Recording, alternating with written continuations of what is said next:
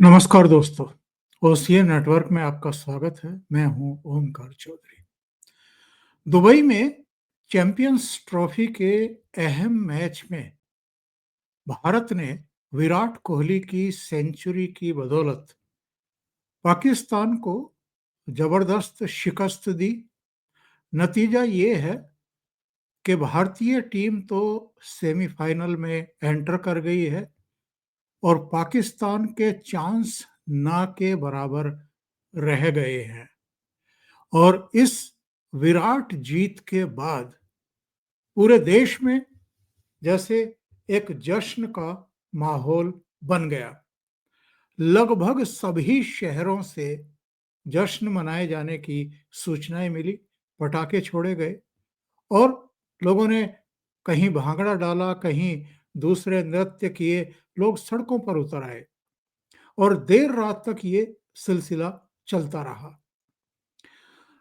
पाकिस्तान हो या चीन हो, ये अब घोषित रूप से भारत के दुश्मन हैं और इन पर चाहे डोकलाम में चीन पर हमारी एक तरीके की विजय हुई हो, जब 73 दिन के स्टैंड ऑफ के बाद चीन को पैर वापस खींचने पड़े हों, या गलवान घाटी में पूर्वी लद्दाख में जो झड़प के बाद करीब करीब 4 साल तक तनातनी रही, एक दूसरे के सामने सेना खड़ी रही, 50-50, 60-60 हजार की संख्या में। जब चीन की समझ में आया और चीन ने कदम वापस लिए, तो इसको भी भारत के लिए एक बहुत बड़ी कामयाबी, एक बहुत बड़ी जीत के रूप में लिया गया और पूरे देश ने इसका एक तरीके से स्वागत किया। पाकिस्तान के खिलाफ किसी भी तरह की जीत हो, जितने भी अब तक युद्ध हुए हैं उनमें भी आप देख लीजिए, कूटनीतिक तौर पर भी आप देख लीजिए, पाकिस्तान जम्मू कश्मीर को लेकर के जिस तरह का प्रोपेगेंडा पूरी दुनिया में फैलाता रहा, यूएन में, यूएनएससी में फैलाता रहा, तमाम अंतर्राष्ट्रीय मंचों पर उसने कोई कोर कसर बाकी नहीं छोड़ी भारत को नीचा दिखाने की। लेकिन ये 2014 से पहले तक था। 2014 में जब से प्रधानमंत्री पद पर नरेंद्र मोदी आए हैं, तब से पाकिस्तान की वो सारी साजिशें, सीमा पार की घुसपैठ, जम्मू कश्मीर और भारत के दूसरे हिस्सों में आतंकवादी वारदातें, वो सब एक तरीके से ध्वस्त होकर के रह गई हैं। और एक समय तो ऐसा भी आया जब एफएटीएफ के चलते, प्रतिबंधों के चलते वो ग्रे सूची में डाला गया और दुनिया भर से उसको जो मदद मिलती थी, सहायता मिलती थी, पैसा मिलता था देश को चलाने के लिए, वो भी मिलना बंद हो गया। खाड़ी के देशों ने भी मुंह फेर लिए, चीन ने भी एक तरीके से हाथ झिड़क दिया, अमेरिका पहले ही मुंह मोड़ चुका था।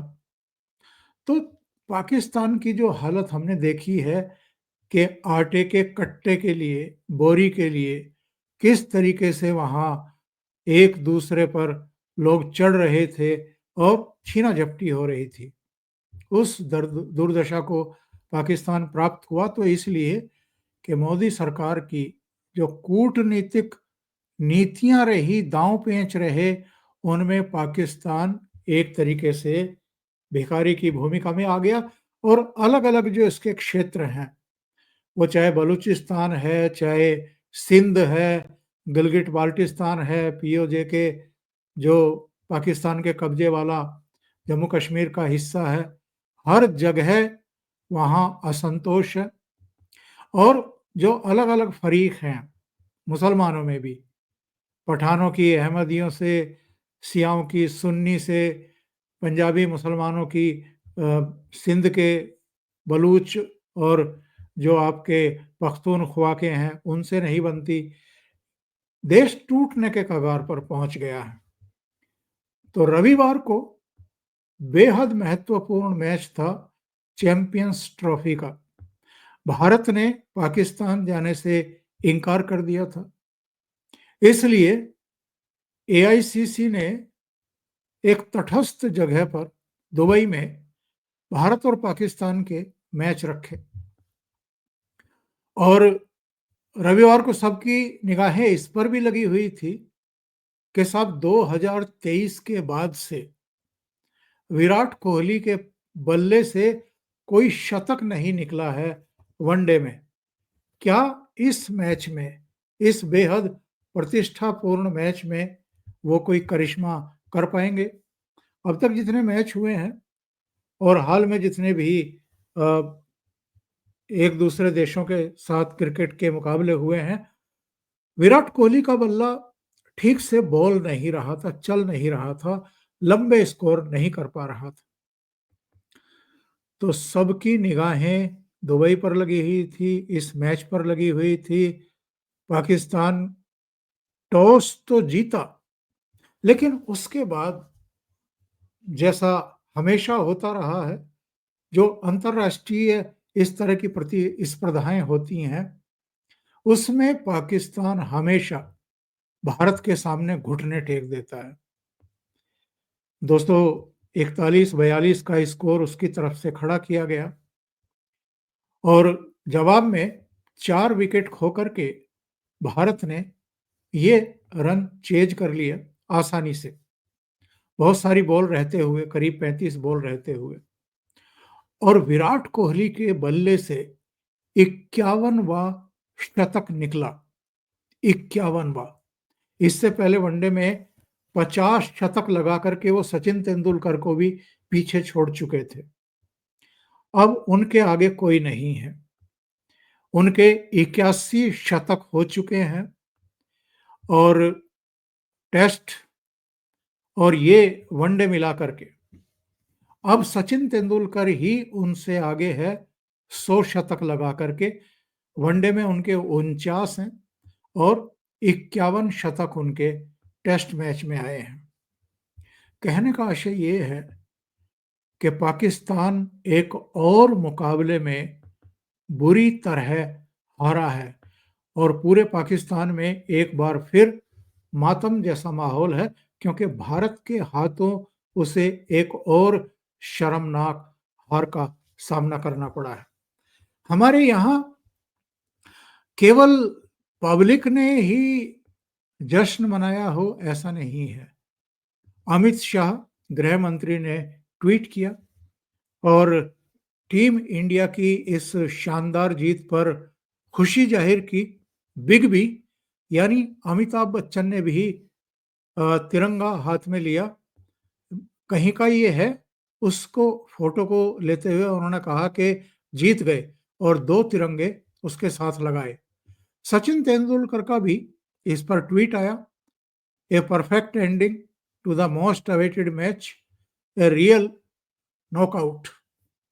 अच्छा, किरण रिजिजू, उनके तो 3-4 ट्वीट आए और उन्होंने लिखा कि व्हाट ए मैच। ये एक और विराट कोहली की फोटो के साथ जब वो अभिवादन स्वीकार कर रहे हैं अपना 51वां शतक लगाने के बाद और भारत को पाकिस्तान पर शानदार जीत दिलाने के बाद। और राहुल गांधी का भी एक ट्वीट आया और अरविंद केजरीवाल का भी ट्वीट आया। बेहतरीन जीत, चैंपियंस ट्रॉफी में पाकिस्तान पर भारत की शानदार जीत की सभी देशवासियों, क्रिकेट फैंस को बहुत बहुत बधाई। विराट कोहली ने अपनी शानदार पारी से दिखा दिया क्यों उन्हें वर्ल्ड क्रिकेट का किंग कहा जाता है। यहां तक के जावेद अख्तर ने भी ट्वीट किया और विराट कोहली जिंदाबाद लिखा, we all are so so proud of you. इतने लोगों के ट्वीट तो मेरी नजर में गुजरे। फिर मैंने कुछ दूसरे चेहरों के ट्वीट खोजने शुरू किए, जैसी कि एक जर्नलिस्ट की आदत होती है। उमर अब्दुल्ला, जम्मू कश्मीर के मुख्यमंत्री, उनकी तरफ से कोई बधाई संदेश टीम इंडिया को नहीं दिया गया है। असदुद्दीन ओवैसी, उनका भी कोई ट्वीट नहीं है। ऐसे कई लोग हैं। मैं सो कॉल्ड जो फ़िल्मी दुनिया के 3 खान हैं, उनके ट्वीट देख रहा था। मुझे दिखाई नहीं दिए, शाहरुख खान का मुझे मिला नहीं। अ, उनका ट्विटर हैंडल मुझे ध्यान भी नहीं है क्या है। सलमान खान के ट्विटर हैंडल पर खामोशी है। बाकी भी बॉलीवुड का जो तौर तरीका रहता है और ख़ास तौर से अगर पाकिस्तान को भारत ने हराया हो तो फिर इनकी नानी मर जाती है, ये चुप्पी साध लेते हैं। जिस तरह का इनका एक तौर तरीका है वैसा ही इस बार भी देखने को मिला है।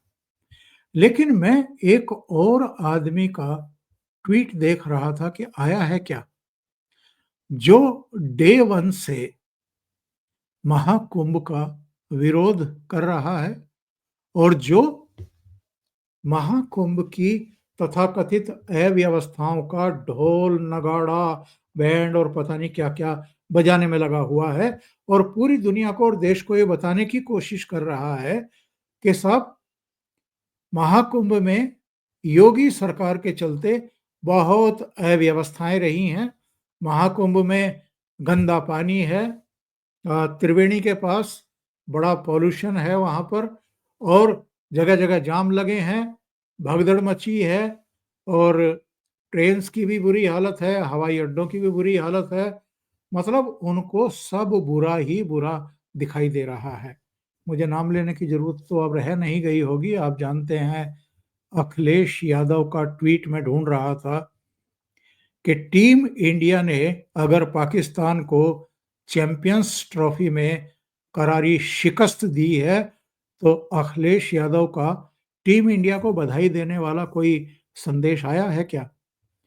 तो मैंने देखा तो उनका कोई संदेश मुझे दिखाई नहीं दिया।